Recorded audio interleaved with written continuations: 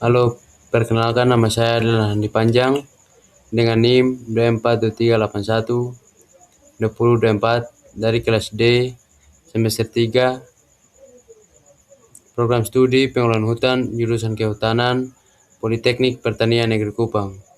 Di sini saya akan menjelaskan proses-proses dalam pembuatan jamur tiram. Pertama, pengertian jamur tiram.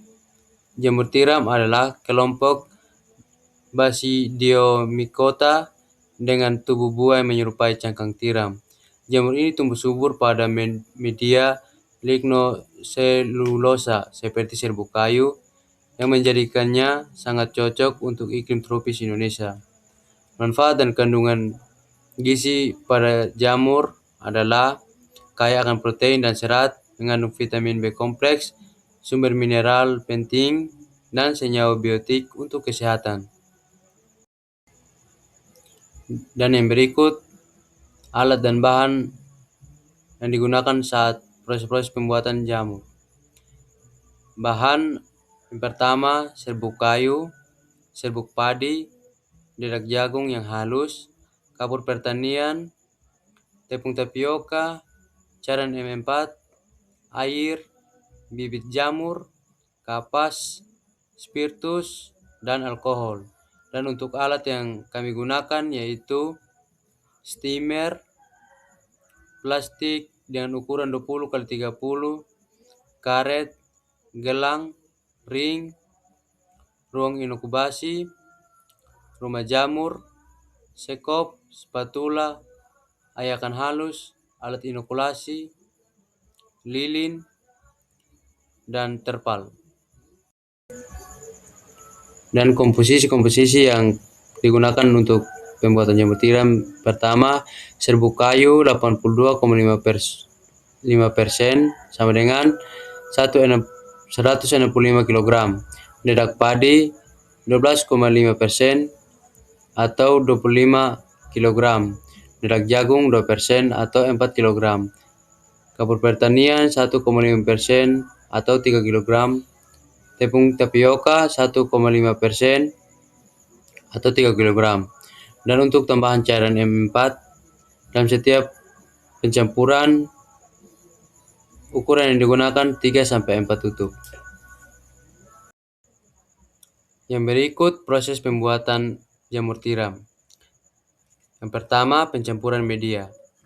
Ayak serbuk kayu yang sudah disediakan, lalu campurkan dengan dedak, kapur, tapioka, dan dedak jagung yang halus. Aduk secara merata, tambahkan air 60% dan MM4 3-4 tutup. Lalu mulai dicampurkan dengan rata, lalu dibungkus dengan menggunakan terpal dan disimpan selama 7 hari. Tapi dalam setiap 2 hari balik media yang dalam terpal tersebut.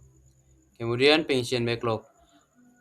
Masukkan media yang sudah ditaruh dalam terpal selama 7 hari dalam plastik yang sudah disediakan, yaitu plastik dengan ukuran 20 x 30 cm yang berbentuk tabung.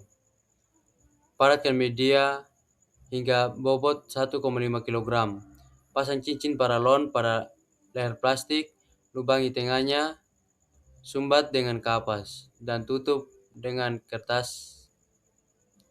Dan yang berikut proses pembuatan bagian yang kedua, sterilisasi. Masukkan backlog ke dalam steamer atau drum perebus. Dikukus dengan waktu 8-12 jam. Jika suhu mencapai 100 derajat Celcius, lalu ditinggalkan selama 2 jam. Setelah 2 jam dengan suhu 100 derajat, dimatikan dan dilakukan pendinginan, kurang lebih 8 jam. Yang berikut, inokulasi atau penanaman bibit. Dilakukan pada ruangan yang steril,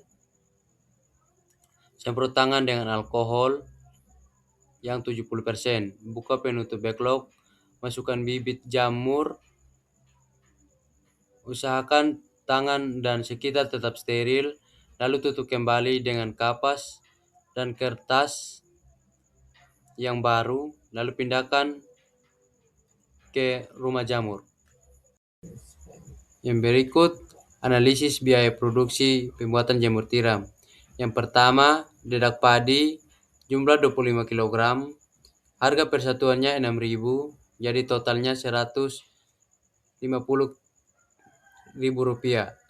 Dedak jagung halus 4 kg, harga satuannya atau per kilo 10.000, totalnya 40.000. Kapur pertanian 3 kilo, satuan per kilonya 5.000 dan totalnya 15.000. Tepung tapioka 6 bungkus, satu bungkusnya 8.000, jadi jumlah totalnya 48.000.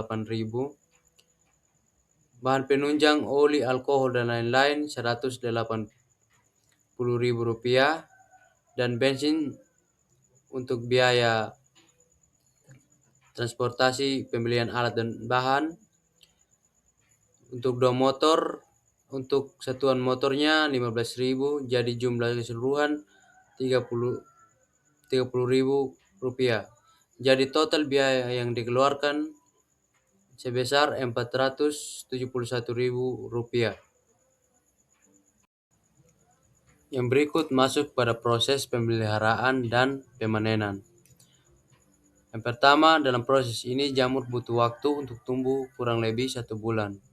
Untuk mengoptimalkan proses pertumbuhan, usahakan menyiram lantai rumah jamur agar tetap menjaga suhu pada ruangan jamur tetap stabil dan sesuai dengan proses pertumbuhan jamur tiram. Berikut proses ini berlangsung sampai seluruh bagian backlog memutih. Dan yang kedua, pemanenan. Pemanenan yang pertama, pemantauan kematangan pemeriksaan jamur secara teratur. Seringkali beberapa kali dalam sehari saat mendeteksi waktu panen. Pemanenan harus dilakukan saat jamur mencapai ukuran optimal dan tudungnya terbuka dengan baik, yang merupakan tanda pucuk, kualitas, dan rasa yang baik. Metode pemanenan harus dilakukan dengan hati-hati untuk menghindari kerusakan miselium pada bagian vegetatif jamur agar panen berikutnya tetap optimal. Mungkin hanya ini paparan materi dari saya. Sekian dan terima kasih, dan mohon maaf jika ada kesalahan kata yang kurang berkenan. Terima kasih.